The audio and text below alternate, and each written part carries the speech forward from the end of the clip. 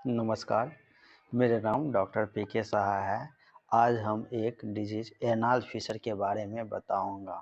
ठीक, देखिए इससे पहले हम आपको पाइल्स के बारे में बता चुके हैं, फिस्टुला के बारे में बता चुके हैं, फिशर के बारे में बताएंगे। ठीक, अभी जो है हम ये जो सीरीज मेरा इस टाइप से वर्क कर रहा है कि मतलब जो एनस रीजन में जितना भी मतलब जो है सर्जिकल या पैथोलॉजिकल है उसको कवर करे।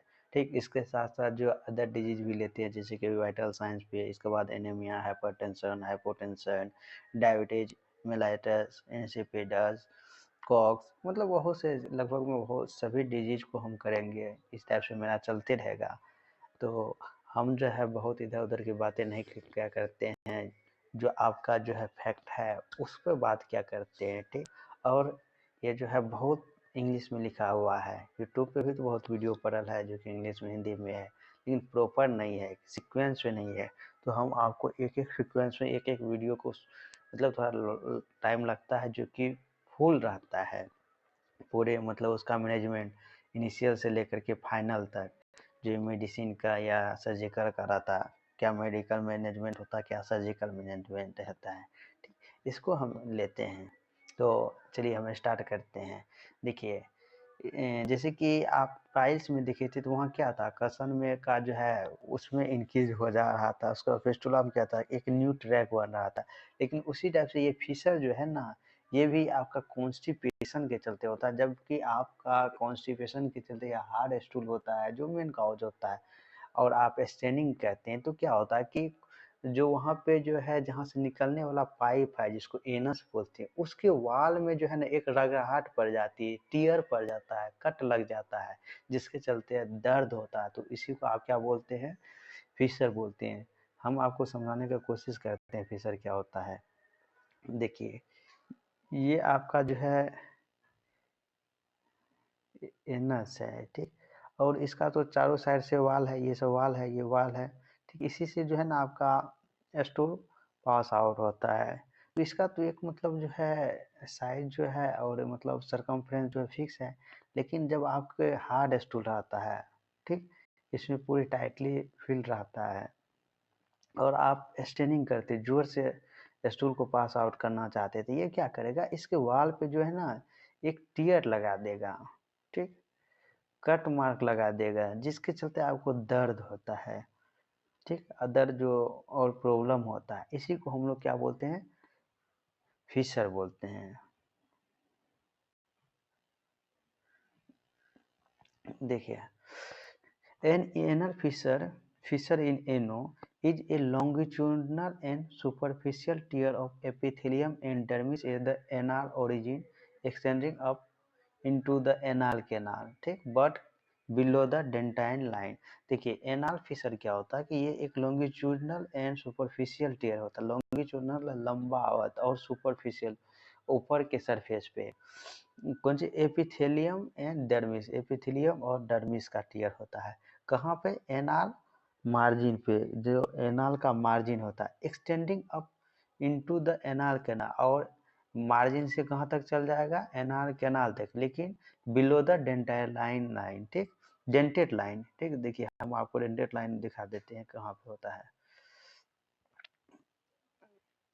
देखिए जैसे कि ये आपका इनर से कलर चेंज कर लेते हैं। ठीक, जैसे कि ये आपका एनस का हो गया। ठीक, ये मार्जिन हो गया। अब यहीं से जो है यहाँ पे रेक्टम हो जाता है, ये आपका एनस हो गया, ये आपका रेक्टम हो गया, यहीं पे डेंटेट लाइन होता है। ठीक, और ये मार्जिन हो गया एनस का। या तो यहाँ पे टीयरिंग लेगा और ये एक्सटेंड करके कहाँ यहाँ तक चलाएगा, लेकिन इसके नीचे डेंटेट लाइन के नीचे ही आपका टीयर होगा। और टीयर किसका होगा, सुपरफिशियल एपिथेलियम एंड डर्मिस का होगा। ठीक, और ये जनरली देखा गया है कि एनाल फिशर जो है पोस्टीरियर एस्पेक्ट में होता है। एनाल कैनाल का जो है ना पोस्टीरियर, जिधर जेनाइटल ऑर्गन है उधर ने उसके अपोजिट साइड। ठीक,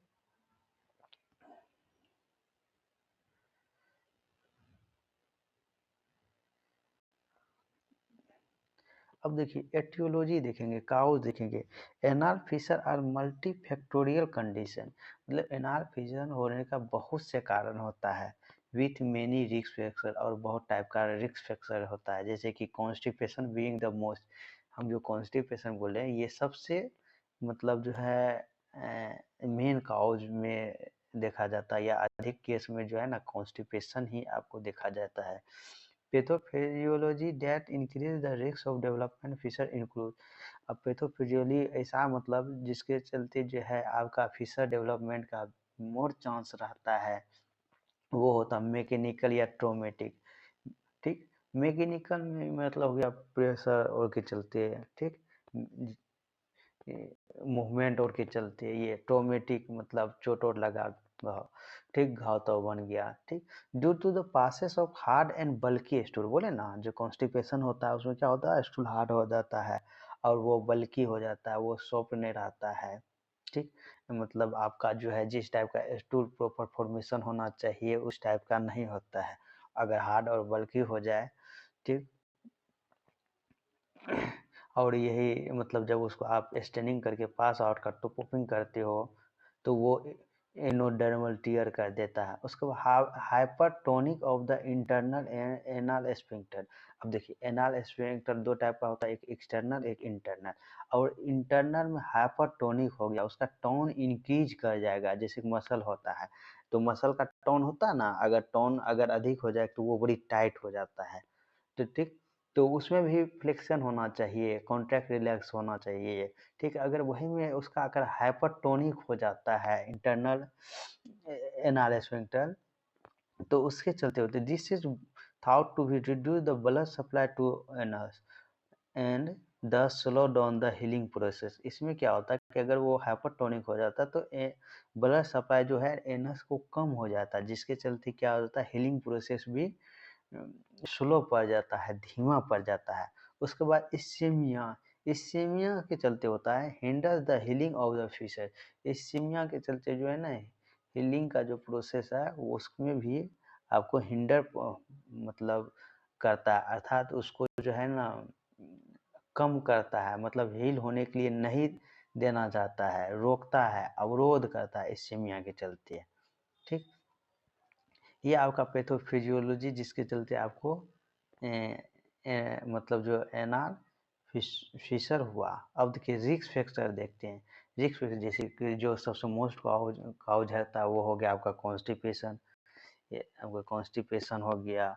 लो फाइबर डाइट, अगर आप डाइट में सलाद या लो फाइबर यूज करते हैं तो आपको कॉन्स्टिपेशन होगा। लो फाइबर यूज करने से क्या होगा, आपका जो स्टूल है वो प्रॉपर नहीं बोलेगा। Inflammatory bowel disease, inflammatory bowel disease है, क्रोहन सिंड्रोम, हंस सिंड्रोम इसी को बोलते हैं, ठीक। इसको क्रोनिक डायरिया है, बहुत दिन से आपको डायरिया है, प्रेगनेंसी के टाइम में होता था। प्रेगनेंसी टाइप में क्या होता है कि उसका पेट जो है मतलब बढ़ते जाता है और वहाँ पे एब्डोमेन प्रेशर पड़ता है इस ऑर्गन में, तो वहाँ पे फिर स्टूल जो है पास आउट होने में दिक्कत होता है, जिससे आपको फिशर ऑक्वायर्ड एनाल्जेसिक, जैसे अगर मतलब किसी टाइप के ऑक्वायर्ड एनाल्जेसिया यूज करते जैसे मोर्फिन तोरफिन तो वो सब कॉन्स्टिपेशन का रहता है। मोर्फिन कोडिंग ये सब ऑक्वायर्ड एनेस्थेसिया में आता है। अब देखिए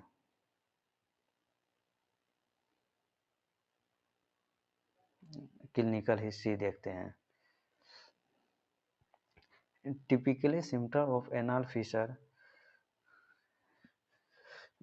include the pain around the anus, anus के जैसे कि एनस है वहाँ पे दर्द करेगा, टीयर हुआ तो दर्द करेगा, एनस के चारों साइड आपको दर्द करेगा, ठीक। उसके बाद painful defecation describe the feeling like passing broken glass, मतलब जब भी आप पैखाना करने के लिए जाइएगा, डिफिकेशन करने के लिए जाइएगा तो ऐसा लगेगा कि मतलब इतना दर्द होगा कि लगेगा कि गिलास फूट गया है। फीलिंग लाइक पासिंग ब्रोकन गिलास, अर्थात आपके जो एनए से जो है ना मतलब टूटा टूटा हुआ शीशा पैखाना से निकल रहा है, पैखाना मार्ग से निकल रहा है, अगर एना से निकल रहा है डिफिकेशन में, देखिए कितना दर्द होता है, दर्द देखिए कितना होता है। फीलिंग लाइक पासिंग ब्रोकन गिलास, ठीक। जब आप स्टूल पास आउट करते तो अर्थात सीवियर पेन होगा, बहुत पेन होगा, ठीक। रेक्टल ब्लीडिंग, आपका रेक्टम से ब्लीडिंग होगा। एब्डोमिनल पेन रेयर में होता है, ठीक, अगर मतलब हाई लेवल पे गया तो वो रेडिएट करके एब्डोमेन तक पहुंच जाएगा। ठीक, in the history it is important to ask about the history of staining. जब भी आप पेशेंट को हिस्ट्री ले तो उसके स्टेनिंग के बारे में ज़रूर जान ले, तो मतलब वो जब स्टूल पास आउट करता है तो उसको जोर लगा कर तो नहीं करता, बहुत देर तो स्टूल के सीट पर बैठना तो नहीं पड़ता है। और यूजुअली बोवेल मूवमेंट उसका क्या है, दिन में कितना बार वो पैखाना करता है, तो मतलब वो पूरे पूछना है। It can useful to quantify the consistency using the Bristol stool chart. उसके बाद इस चीज़ को जो है ना क्वान्टिफाई करना बिस्टल स्टूल चार्ट से। It is also important to ask about the dietary and lifestyle factor, मतलब उसके बारे में क्या डाइट ले रहा है, उसका लाइफ स्टाइल फैक्टर भी देखना है। जैसे कि मेडिकेशन, किसी काइंड का मेडिकेशन तो वो नहीं यूज कर रहा है, जैसे कि अभी जस्ट पढ़े कि मॉर्फिन जो होता है आपका कॉन्स्टिपेशन करा देता है, इस टाइप का बहुत सा मेडिसिन होता है। जैसे कि लाइफ स्टाइल में वो रात में जगता है, दिन में सोता है, भर भर रात मतलब जो है पार्टी करता है, सेडेंट्री लाइफ स्टाइल जीता है, अर्थात फास्ट फूड और बहुत खाता है। ठीक, मसालेदार, तेल युक्त, ऑयली, फैटी, ठीक, बहुत ऐसा मतलब मैदा से बना हुआ प्रोडक्ट खाता है, जिसके चलते भी ये आपका होता है। ठीक, ये सब चीज़ आपको पूरे एस्पेक्ट को पूछना है। तो और ये सब जो होता है ना रिस्क फैक्टर होता है आपका anal fissure development. Consider the ruling out associate symptomatic cause such as malignancy. ठीक, इन्फ्लामेटरी पैथोलॉजी, मतलब आप जो है मिलेग्नेंसी और इन्फ्लामेटरी पैथोलॉजी का रूल आउट कर लीजिए। उसे वोमिटिंग के बारे में पूछ लीजिए कि आपको उल्टी भी होता है, आपका एपेटाइटिस लॉस भूख तो टाइम लगता है ना, या टाइम पे नहीं लगता है, या आप खाने की इच्छा नहीं करते, ये भी पूछ लीजिए। वेट लॉस के बारे में पूछ लीजिए। ठीक, ये सभी पूछ लीजिए। जस्ट अभी आपको एक केस के बारे में बताते हैं। अभी हमारे हॉस्पिटल में एक पेशेंट आया था, उसको मतलब जो है मतलब लूज स्टूल हुआ, उसके साथ जो है ब्लीडिंग हुआ, और उसका इतना ब्लीडिंग हुआ कि उसका 3 ग्राम आपका हेमोग्लोबिन आ गया, समझिए। जो कि मतलब अगर देखिएगा तो 30-40 साल के एवरेज में उसका आयु होंगे, और अगर जो लेबोरेटरी रेंज देखते हैं हेमोग्लोबिन तो 12 से लेकर के आपका 16 के बीच होता है ग्राम, जो जनरली सब लेवल के होता है, डिफ्रेंशिएट करता है। तो हम जो मानते हैं या 13 से ही, मेल में तो 13 से मान लेते, चलिए हम 12 से मान रहे हैं, जैसे कि मेरा लेब का है। तो उसको इतना समझिए वो सीवियर एनीमिया उनको हो गया, इतना ब्लड उसके बॉडी से गिर गया सिर्फ स्टूल के मार्ग से, और जिसके चलते उसको पूरे शरीर फूल गया, स्वीजन हो गया, स्वेलिंग हो गया पूरे बॉडी, इडिमा हो गया, ग्रेड 3 का दिख रहा था, मुंह तो देखते तो मतलब अलग पीलापन जैसा दिख रहा था। उसके बाद और काइंड का उसको तुरंत तुरंत बीमार होने लगा। तो हम लोग उसको जो है जो मतलब कंजर्वेटिव ट्रीटमेंट देने के साथ साथ उसको जो है ब्लड ट्रांसफ्यूजन करवाए। ठीक, उसके बाद आयरन का इन्फ्यूजन लगाए। तो उसका जो 3 से 6 गया है अभी, और इम्प्रूव होने वाला है और हो ही जाएगा। अभी देखते हैं कि उसका चेस्ट में जो है बहुत दिक्कत होने लगा, मतलब उसको रंकाई बहुत है, चेस्ट में भरल है, पूरे रंकाई साउंड आता है अगर आप सुनते हैं। तो उसके बाद खांसी होते रहता है।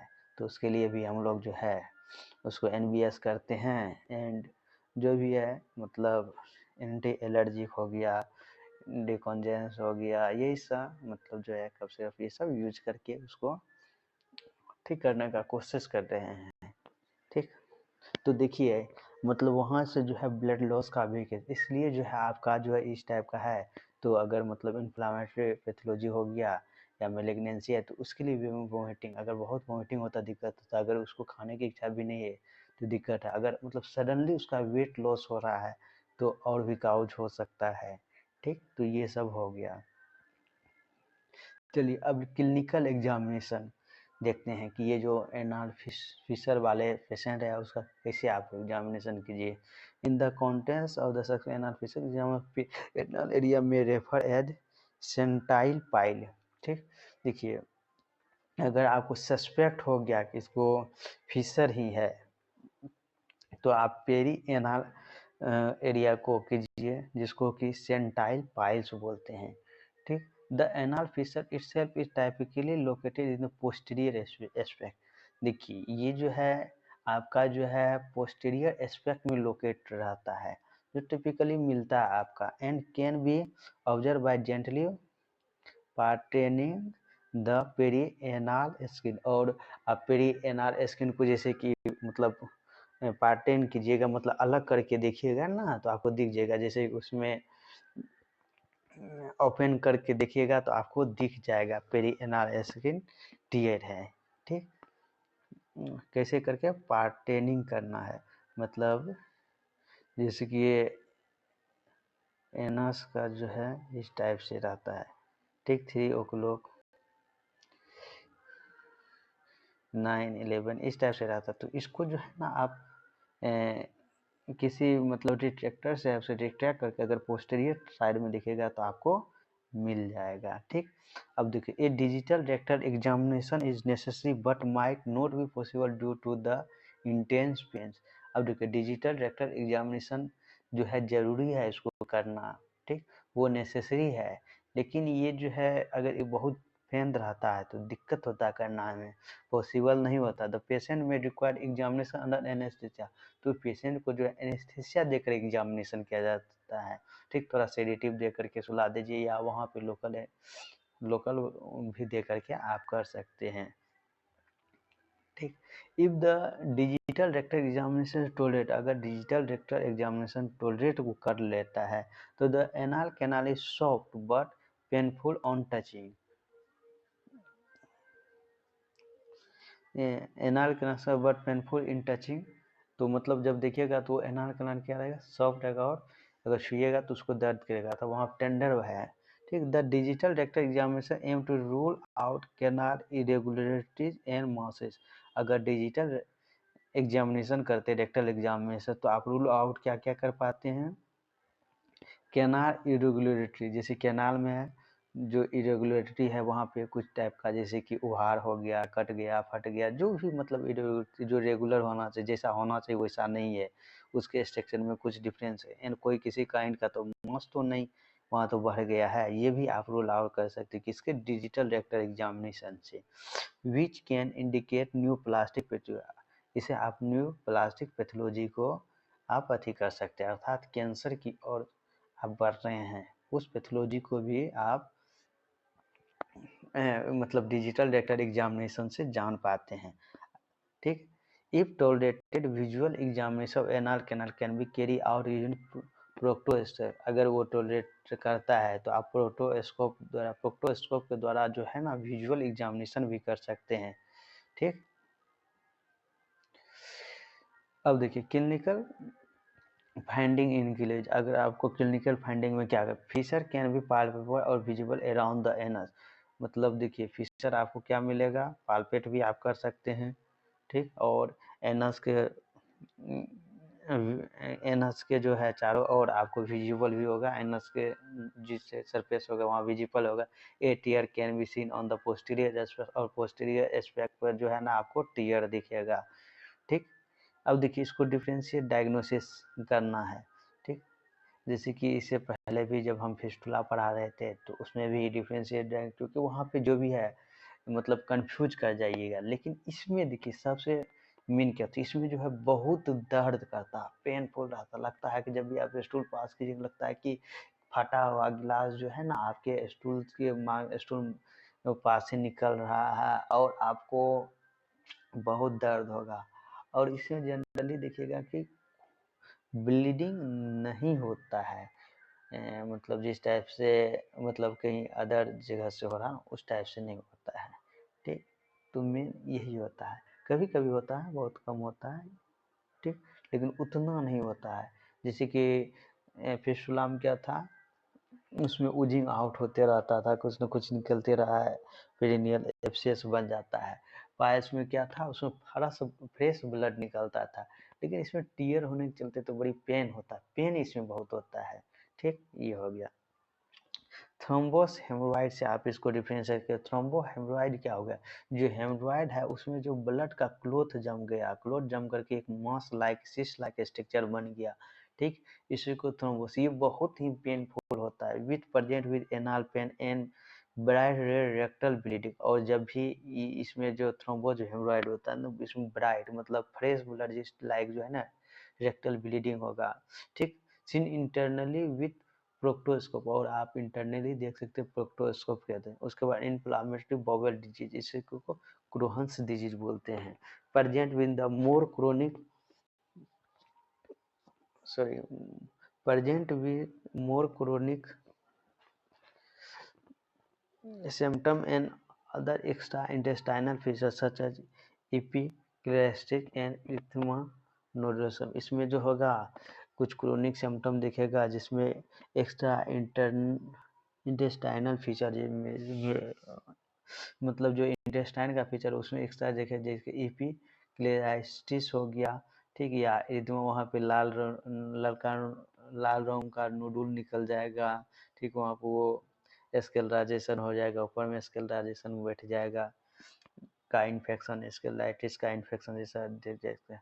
सर्कोलोडोसिस से भी आप इसको डिफरेंस करें। अब जैसे मेलिग्नेंसी से, जैसे anal carcinoma present with the red flag symptom, anal carcinoma में रेड फ्लैग सिम्टम मिलेगा जो मेलिग्नेंसी का है, जो कि इम्पोर्टेंट है। ये देखिए रेड फ्लैग सिम्टम में क्या होता है, change in the bowel movement, bowel movement में आपका चेंज हो जाएगा, वेट लॉस होगा एंड फैमिली हिस्ट्री है, अगर किसी का मतलब फैमिली में किसी को कैंसर हुआ है तो आपको ये रेड फ्लैग सिम्टम में आता है क्या, इरेगुलर या चेंज हो जाएगा बोवेल मूवमेंट में।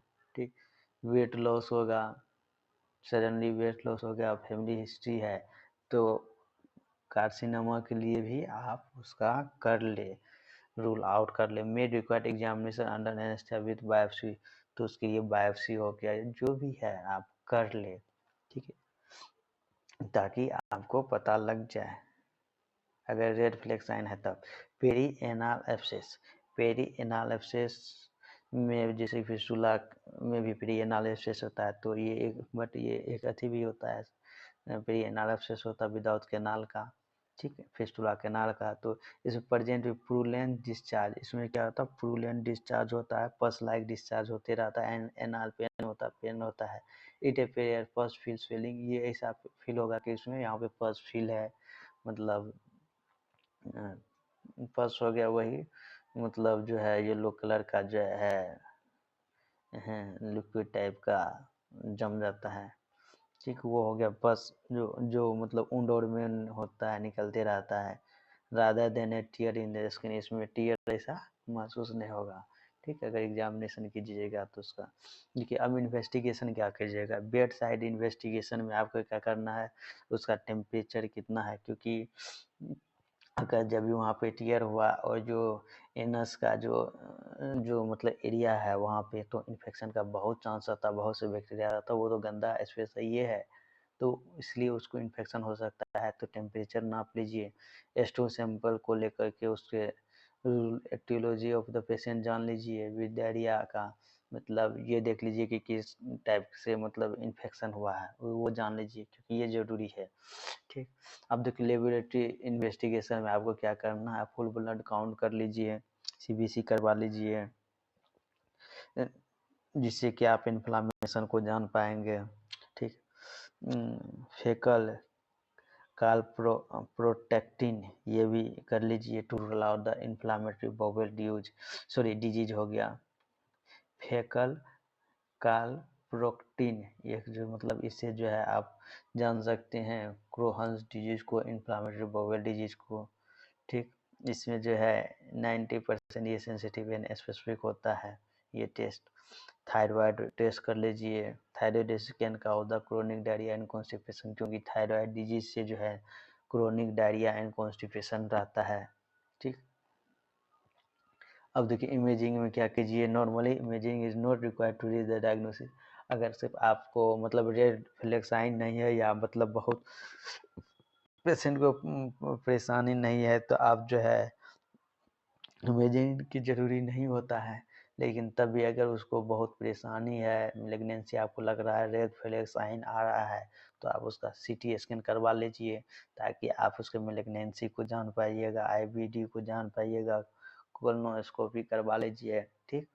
कोलोनकोस्कोपी मतलब ये करवा लीजिए। अब देखिए मैनेजमेंट कैसे करना है। Management of the anal fissure involve the 3 object. देखिए मैनेजमेंट में जो है 3 एस्पेक्ट को हम देखते हैं। रिलीफिंग सिम्टम, वो जो दर्द दे रहा है, टेम्परेचर जो बढ़ गया है, अगर इन्फेक्शन हो गया तो पहले जो सिम्टम है उसको उसमें जो है कम करना है। बहुत दर्द कर रहा है तो उसको कंट्रोल करना है। कंट्रोल द प्रोमोटिंग फैक्टर, उसके बाद सेकेंड में देखना है प्रोमोटिंग फैक्टर जो एनाल फिशर को कर बना रहा है, जिसे माने कॉन्स्टिपेशन बना रहा है, ट्रॉमा बना रहा है, ठीक। जो मतलब काउज है, ठीक, उस पर कंट्रोल करना है। या जो उसको बढ़ा रहा है, उसको जैसे स्फिंक्टर का टोन इंक्रीज हो गया तो उस पर कंट्रोल करना कि कम हो जाए, ठीक। एनाल फिशर हीलिंग, उसके बाद अब जो फिशर बन गया तो उसको हील करना। पहले क्या है, कोई भी पेशेंट अगर फिशर का आए तो उसका जो सिम्टम जो है, सिम्टोमेटिक ट्रीटमेंट तो जरूरी है। अगर हाई फीवर है तो फीवर एंटीपायरेटिक दी, पेन है तो एनाल्जेसिक दीजिए, ठीक।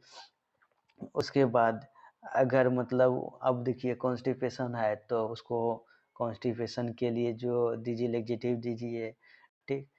या उसको फाइबर रिच डाइट लीजिए बोलने के लिए, या जो कॉन्स्टिपेशन होने के लिए कहा हो जाए उसको मतलब बोलिए अवॉइड करने के लिए। अगर एनाल में टोन अगर इंक्रीज है तो उस टोन को कम कीजिए। तो ये हो गया कंट्रोल। या किसी टाइप का उसको अलग टाइप का जैसे कि डिजीज है, आईबीडी है तो उसका ट्रीट कीजिए। ये सब मतलब कंट्रोल द प्रोमोटिंग। उसके बाद एनआर फिशर, अगर आप फिशर हो गया जैसे ऊंड हो गया तो ऊंड हीलिंग का वर्क करते तो उसे फिशर हो गया, फिशर के इसमें एंटीबायोटिक यूज कीजिए, ठीक। प्रोटीन प्रिसिपिटर यूज कीजिए जो कि मतलब जो है वहाँ पे ताकि हीलिंग प्रोसेस इंक्रीज हो जाए, ठीक। बेस्ड ऑन एनआईसी गाइडलाइन के अनुसार it is important to try conservative management. इसको क्या है, ट्राई कीजिए आप कंजर्वेटिव मैनेजमेंट करें before moving on the medication and surgery. Medication and surgery से अर्थात उसके लाइफ स्टाइल को बदल करके जो है ना आप कीजिए।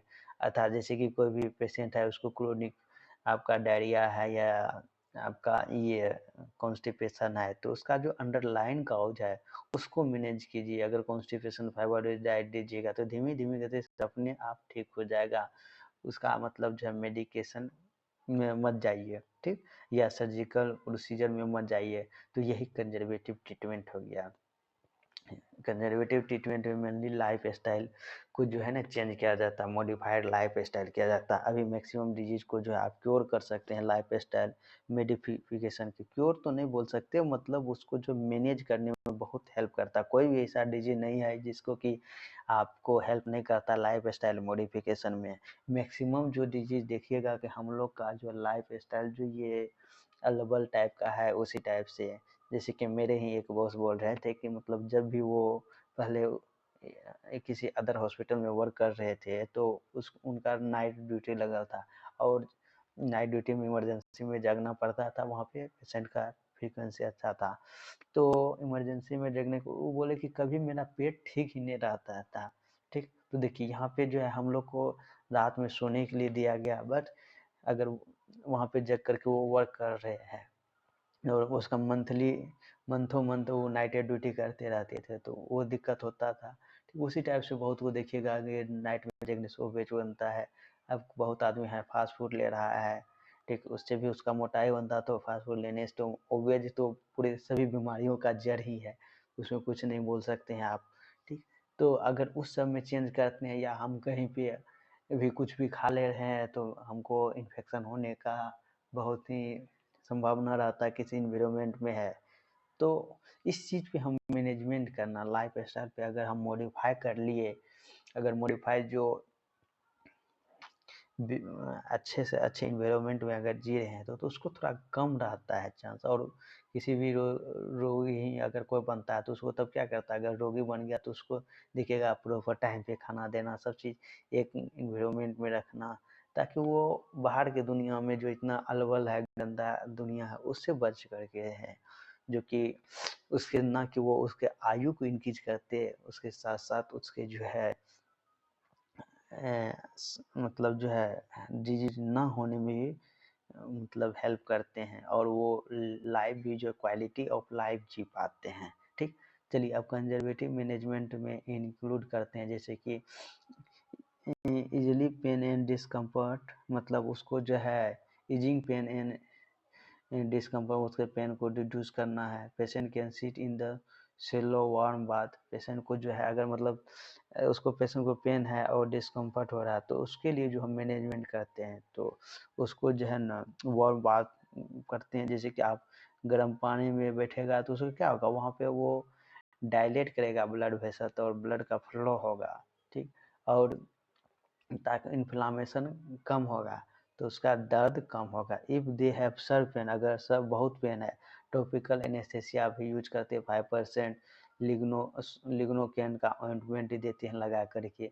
इसमें पेशेंट को क्या करते हैं, देखिए एक टब लेते हैं, ये आपका टब हो गया, इसमें जो गर्म पानी डाल दिए, थोड़ा कोई भी एंटीसेप्टिक जैसे बीटाडीन हो गया, बीटाडीन दे करके इसमें बोलते हैं कि बैठिए। अब इतना गर्म पानी नहीं कि उसका जल जाए, वो बैठे तो नहीं, उसको थोड़ा सा मतलब जो है ऐसा कि सह ले, जिससे कि ये क्या होता है वहाँ पे जो है ब्लड का जो थक्का हो गया या इन्फ्लामेशन जो हो रहा है उसको रिड्यूस करता है। उसको रिड्यूस करेगा तो पेन कम होगा। ठीक, उसके बाद अधिक उसे अधिक भी पेन है तो उस अगर इससे अधिक पेन है तो उसमें जो है एक जेल होता है या ऑइंटमेंट होता है। ये ऑइंटमेंट है 5% लिग्नोकेन का, ये लोकल एनेस्थेसिया में यूज होता है। ठीक, उसको यूज किया जाता है ताकि उसका दर्द कम हो। ठीक, कीपिंग द स्टूल सॉफ्ट, उसको एंड अवॉइड स्टेनिंग। अब देखिए सॉफ्ट स्टूल करने के लिए और अवॉइड स्टेनिंग, जोर से पैखाना ना करने का सलाह देने, इसके लिए लेक्टुलोज यूज करते हैं। लेक्टुलोज क्या होता है, ये लेक्जेटिव होता है, अर्थात ये पतला स्टूल करता है। एंड अदर स्टूल सॉफ्टनर, और स्टूल सॉफ्टनर हो गया जो कि स्टूल को सॉफ्ट करे। क्योंकि देखिए ना इसमें क्या होता है, ऐसा फील होता है कि उसको जो है ना टूटा हुआ शीशा उसके जो है ना स्टूल से पास आउट हो रहा है, स्टूल के रूप में पास आउट हो रहा है। तो हम वहाँ पे हार्ड स्टूल को सॉफ्ट स्टूल में करते हैं कन्वर्ट। अर्थात देखिए फर्स्ट आप क्या कर रहे हैं, उसको वाटर बाथ करवा रहे हैं, उसके बाद टॉपिकल एनेस्थेसिया यूज करेगा। सब लिडोकेन है या लिग्नोकेन है, जैलोकेन है, ये सब का 5% जेली मतलब ऑइंटमेंट ये आता है, उसको यूज कर रहे हैं। उसके बाद उसको जो है लेक्जेटिव जेड है, लेक्टुलोज हो गया। ठीक, और भी है, अब देते हैं उसके स्टूल शॉर्पनर देते हैं। देखिए डाइटिंग मॉडिफिकेशन कराते हैं, हाई फाइबर डाइट बोलते हैं खाने के लिए, मतलब उसमें सलाद ले। ठीक, पानी पिए अच्छा से, इंटेक एडिक्वेट फ्लूइड इंटेक, अगर जो बहुत कम पानी भी पीता है उसको भी कॉन्स्टिपेशन होता है। कच्चा जैसे फल फ्रूट ये सब खाने के साथ ले, जूस पिए। ठीक, ये सब बहुत हेल्प करता है आपके स्टूल को बल्क बनाने में, बल्कि स्टूल बनाने में। ठीक, सॉफ्ट एंड बल्की स्टूल बनाने में। ठीक, उसके बाद hygiene, keeping the anal area clean, और एनाल एरिया को क्लीन। अब जो है जैसे कि अभी क्या होगा, मॉडर्न एज आते जा रहा है, हम लोग वेस्टर्न सिविलाइजेशन को कर रहे हैं, तो और हम लोग जो टिश्यू पेपर से ही उसको मतलब साफ कर लेते हैं, तो वो बहुत ही गलत चीज़ है। ठीक, वो जैसे कि वहाँ पे था, ठंड बहुत था, पानी मतलब ठंडा था इंग्लैंड और में, तो वो सब यूज क्या करते, लेकिन नहीं, हमारे यहाँ उतना ठंड नहीं रहता, तो हमको क्या है, ठंड नहीं तो मतलब अच्छा ही रहता है, ठंड तो 2-3 महीना ही रहबे करता है, जो कि उतना में रहे। और उससे जो है आप अपने एनाल एरिया को क्लीन करें, जो कि बहुत ही बेस्ट हाइजीन का है।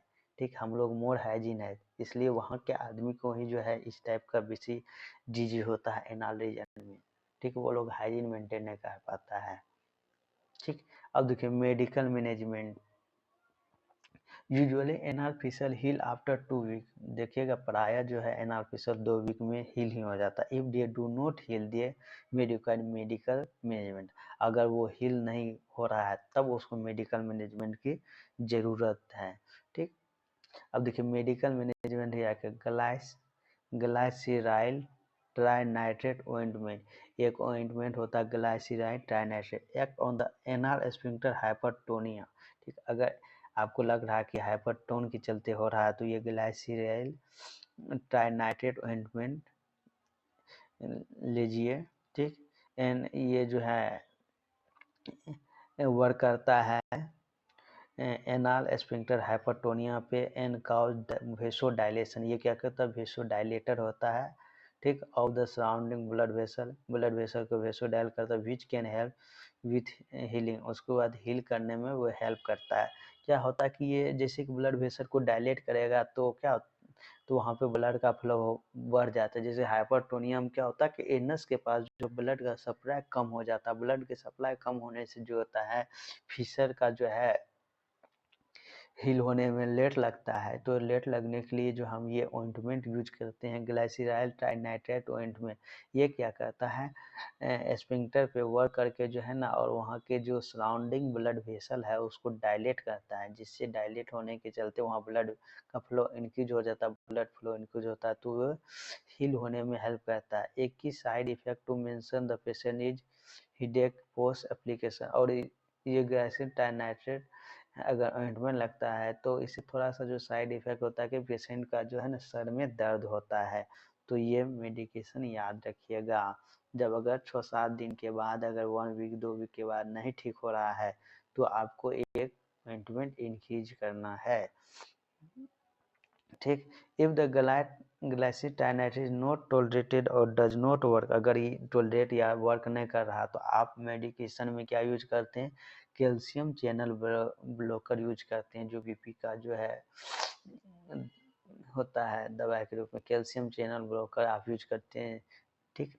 डिल्टाइजिम यूज कर सकते हैं ये, क्योंकि बीपी में ब्लड प्रेशर किसी का इंक्रीज हो जाता है तो उसमें भी देखिए कैल्शियम चैनल ब्लॉकर होता है। वो क्या होता है कि ये कैल्शियम चैनल ब्लॉकर जो होता है ब्लड वेसल के जो है ना वाल को डायलेट करता है ताकि प्रेशर कम हो, ठीक।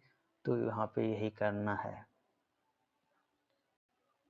If there is no improvement with the topical cream, अगर टॉपिकल क्रीम से इम्प्रूवमेंट नहीं हो रहा है, ठीक, the next stage would be examine under the anaesthesia. उसके बाद एनेस्थीसिया पे एग्जामिन के with botulinum toxic injection to the internal sphincter anal sphincter. उसके बाद अगर इस चीज़ पे मैनेज नहीं होता तो बोटेलिनम टॉक्सिक इंजेक्शन जो है इंटरनल एनाल स्फिंक्टर पे लगाना है। Botulinum is injected into internal anal and this block the presynaptic rupture reuptake of acetylcholine which reduce the contraction of the striated and smooth muscle of the anal canal। ये क्या करता है कि internal sphincter पे जा कर के जो है ना वो ब्लॉक करता है presynaptic reuptake of the acetylcholine, जैसे कि उससे जो है ना contraction of the striated and smooth muscle of the anal canal कम होता है। जैसे कि इसमें हम आपको बताना चाहते हैं, जैसे कि न्यूरोमस्कुलर जंक्शन होता है ना, ये यहाँ पे ये उसी पे वर्क करता है न्यूरोमस्कुलर जंक्शन। जैसे कि ये आपका प्री सिनेप्टिक हो गया, ठीक, और यहाँ स्फिंक्टर हो गया आपका। इस पे जो है आप इंजेक्शन दीजिए। कौन दीजिएगा, चलिए इंजेक्शन यही है बोtulinum टॉक्सिक इंजेक्शन है। ये यहाँ पे जो एसिटाइल कोलिन है ये न्यूरोट्रांसमीटर होता है, इसको ये जो है ना रीअपटेक नहीं करने देता है, रीअपटेक को रोकता है, ठीक। जिसके चलते क्या होता है, इसका जो कंस्ट्रक्शन होता है वो रुक जाता है, ठीक, एनाल कैनाल का। तो ये मतलब सीवियर जनरली आपका जो है ना वहीं पे काम कर जाता है। तो मतलब नहीं वर्क कर रहा तब ये आपको यूज करना है, ठीक। अब देखिए surgical management, if anal fissure doesn't heal and और is recurring surgery advice, अगर मतलब ना हील हो रहा है, ठीक, और ना ही और बार बार ये हो रहा है तो इसके लिए सर्जरी जरूरी है। Surgery recommended after 6 to 8 week of the medication, treatment, अगर 6 से 8 वीक तक आप मेडिकेशन ट्रीटमेंट दिए तब ठीक नहीं हो रहा तो आपको सर्जरी करना है। Surgery only the first line if the fissure has hyperalgesia और इन्फेक्टर। सर्जरी तभी है जो फर्स्ट लाइन में हम कंसीडर करते हैं फर्स्ट टाइम विदाउट मेडिकेशन के, अगर वो हाइपर एल्जेसिया मतलब बहुत ही वहाँ पे पेन हो रहा है और वो इन्फेक्टेड हो गया है, सेप्सिस हो गया है, तो उस समय हम फर्स्ट लाइन जो है सर्जरी ही हम उसको कंसीडर करते हैं। ठीक, अब देखिए different surgical procedure are available. अलग अलग टाइप का जो 2 टाइप का सर्जिकल प्रोसीजर है वो आपको देखिए, ये सर्जरी का लेक्चर है बट इसमें मतलब एक प्रोसीजर के साथ सर्जरी हम नहीं बता पा रहे हैं। ठीक, क्योंकि देखिए सर्जरी जब तक आप वहाँ पे न रहिएगा देखिएगा नहीं तो सिर्फ पढ़ करके सर्जरी नहीं होता, लेकिन हाँ आपको ये जानना जरूरी है कि उसमें क्या सर्जरी होता है, सर्जरी में क्या करना है। ठीक, उसके बाद तो बाद में सर्जरी तो आप एनाटॉमिकल स्ट्रक्चर पढ़िएगा, देन आप प्रैक्टिस करते करते कर लीजिएगा, लेकिन सर्जरी में होता क्या है, किस टाइप का वहाँ सर्जरी है वो बोलना जरूरी होता है। और ये जो है आपका ग्रेजुएशन लेवल पे ही होता है मेरा मतलब, ये नहीं कि हायर लेवल पे है, ये बेसिक ही है जो कि मेरा लेक्चर डिजाइन किया गया है MBBS, BMS, BHMS, BMS, paramedical और जो भी जनरल फिजिशियन है जो प्रैक्टिस कर रहे हैं उसके लिए। मतलब ये बहुत ऐसा नहीं कि पीजी पीएचडी लेवल एमसीएच वाले को पढ़ाना, नहीं, ये बेसिक ही है, ये इतना सभी को जानना है। ठीक, क्या करना है, अगर आप मेरे लेक्चर को प्रॉपर देखिएगा तो हमको तो ये उम्मीद है कि अगर प्रॉपर सब दिन देखते रहिएगा ए टू जेड तो इतना तो जान जाइएगा कि कोई अगर कुछ बोल रहे हैं ना तो आप सब चीज़ को रूल आउट करके जो है ना जो मेन डायग्नोसिस है वो बना पाइएगा। ठीक, देखिए इसमें जो सर्जिकल मैनेजमेंट में फर्स्ट जो सर्जिकल है वो है लेटरल इंटरनल स्फिंक्टरेक्टोमी। देखिए लेटरल स्फिंक्टरेक्टोमी मतलब स्फिंक्टर को काटना। ठीक, देखिए partial resection of the internal anal sphincter to relieve hypertonia and allow healing of the fissure. ठीक, लेफ्ट इन प्लेस। ठीक, देखिए इसमें क्या करना है, लेटरल इंटरनल स्फिंक्टरेक्टोमी मतलब जो आपका देखिए स्फिंक्टर है ना, जैसे कि आपका एनस है, ठीक, यहाँ पे एक इंटरनल स्फिंक्टर हो गया, ये एक्सटर्नल इंस्पेक्टर हो गया, इंटरनल और स्फिंक्टर। इसमें क्या पार्शियल रिसेक्शन करते हैं इंटरनल मतलब पार्शियली जो है ना, ये इसको इंटरनल स्फिंक्टर को पार्शियली हम काटते हैं, पूरे नहीं थोड़ा सा जो है करते हैं, ताकि उससे क्या होगा, ये जो रिलीव करेगा हाइपरटोनिया, अगर ये जो हाइपरटोन जो है इसमें जो है ना उसको रिलीव करते हैं ताकि ये हील हो। लेकिन अगर स्फिंक्टर को काटते हैं तो स्फिंक्टर क्या करता है आपका मतलब जो है कॉन्टिनेंस के लिए जरूरी होता है, तो इससे साइड इफेक्ट हो जाएगा, इनकॉन्टिनेंस हो जाएगा आपका, is permanent, the side effect of incontinence is permanent. मतलब आपका बोवेल इरेगुलर हो जाएगा, मतलब कभी भी बोवेल मूवमेंट हो जाएगा, अर्थात स्टूल अपने आप पास हो जाएगा, ठीक होते रहेगा, तो इनकॉन्टिनेंस परमानेंट हो जाएगा। ठीक, and hints note a preferred procedure in female, और फीमेल में जो है इनकॉन्टिनेंस होने का बेसी चांस आता है, तो फीमेल में इसको प्रीफर्ड ही नहीं किया जाता है। And should consider the other surgical procedure किया जाता है। ठीक, ये सब जनरली नहीं के बराबर होता है फिशर में। ठीक, फिशेक्टोमी और fissurectomy an alternative involving the resection of the fibroid edge of the fissure, मतलब इसमें क्या करते हैं रिसेक्शन कर देते हैं जो आपका फाइबर एज है और फिशर का। ठीक, it can also be completed with the anoplastic, और इसको जो एनोप्लास्टिक करके भी आप कर सकते हैं। तो जनरली इसमें सर्जिकल नहीं मैनेजमेंट होता है, ये आपका जो है ना ओपीडी के बेसिस पे ही मेडिकेशन तक ही आपका हो जाता है। तो देखिए आपको अब हम आपको बताते हैं कि किसी पेशेंट को फिशर हो गया तो उसको जो है मतलब फाइनल कैसे आपको ट्रीटमेंट या करते हैं। इससे पहले हम आपको ये कॉम्प्लिकेशन बता देते हैं। फेकल इनकॉन्टिनेंस होगा अगर सर्जरी कर लिए तो, अगर उसका स्फिंक्टर कट गया तो, या रिकरेंट का चाइनेस रहता है, ये आपका कॉम्प्लिकेशन रहता है। ठीक, अब हम आपको बताते हैं किसी को फिशर हो गया तो उसको मतलब कैसे करना है। कोई भी पेशेंट आया फिशर लेकर के आपके हॉस्पिटल में, तो आपको फर्स्ट क्या करना, उसका हिस्ट्री लेना है। ठीक, उसके बाद अंडरलाइन काउज जो है उसको जानने का कोशिश करना, कॉन्स्टिपेशन ये किसी भी टाइप का है, पूछना कि फैमिली में किसी को मेलेग्नेंसी है तो आप उसका सिटी या मेलेग्नेंसी या IBS है तो उसको भी रूल आउट करना है। उसके बाद देखिए, अगर उसको पेन है तो पेन रिलीफ के लिए दीजिए, वाटर बाथ के लिए एडवाइस कीजिए। ठीक, उसके बाद जो है आपको एंटीबायोटिक स्टार्ट कीजिए ताकि फर्दर इन्फेक्शन से बचे। अगर फीवर है तो एंटीपायरेटिक दीजिए। ठीक, ये सब आप दीजिए।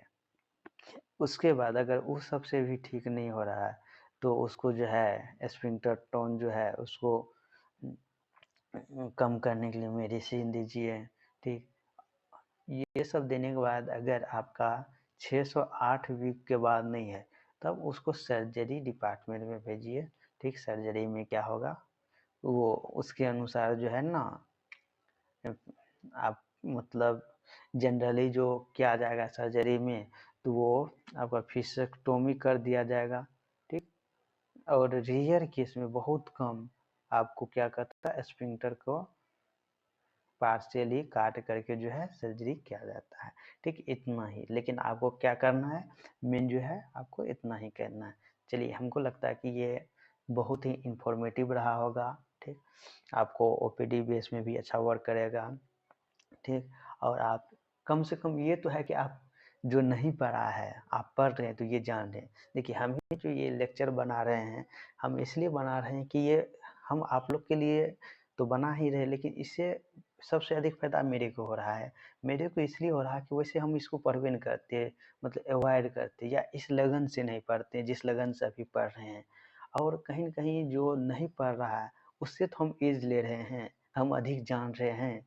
ठीक, जानने का कोशिश कर रहे हैं, ये नहीं हमको मतलब अब आ गया गुमान कि हम जान गए। लेकिन हाँ, जब तक नहीं पढ़े थे तो नहीं जान रहे। ठीक, अब पढ़े, अब आपको भी समझा दिए। देखिए, इंग्लिश में बहुत चीज़ है, बहुत आदमी को इंग्लिश पढ़ने में डिफ़िकल्ट होता है, हमको भी बहुत डिफ़िकल्ट होता है।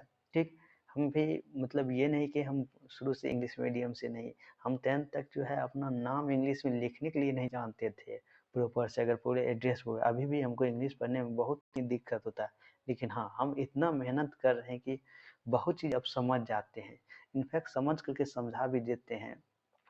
ठीक, अब कहीं भी जगह होता है तो मतलब बहुत कम ही हमको डिफ़िकल्ट होता है समझने में। तो इसके लिए हम बहुत मेहनत किए हैं, तो हम उम्मीद रखते हैं कि आप इसको देखें। अगर ये वीडियो आपको पसंद हो, अभी तो ये मेरा बहुत व्यूअर नहीं जाता है, हम चाहते भी नहीं है, हम किसी को बोलते भी नहीं कि मेरा देख लो, क्योंकि मेरे को दूध बेचना है, ना कि हमको अल्कोहल। अगर अल्कोहल बेचते तो खुद आदमी आ जाता, लेकिन दूध जब बेचता है आदमी को वक्त लगता है, मेरे को भी वक्त लगेगा, लेकिन एक दिन देखिएगा कि मतलब बहुत कोई लेक्चर हेल्पफुल होगा। अगर आप देख रहे हैं तो आपको अच्छा लगेगा। ठीक, और बहुत चीज़ आप जानिएगा। चलिए, धन्यवाद।